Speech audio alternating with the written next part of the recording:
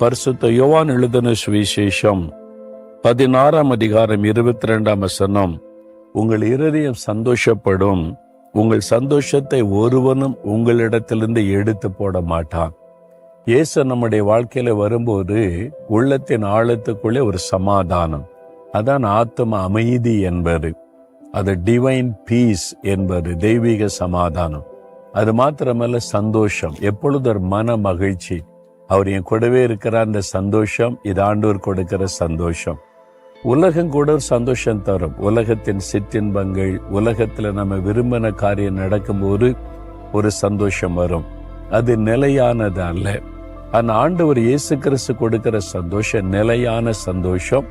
நம்மை விட்டு யாருமே அந்த சந்தோஷத்தை பிரிக்க முடியாது. அத வசனம் சொல்லுவது, உங்கள் சந்தோஷத்தை ஒருவனும் உங்களிடத்திலிருந்து எடுத்து போட மாட்டான். யாராலும் உங்களுடைய சந்தோஷத்தை எடுத்து போட முடியாது.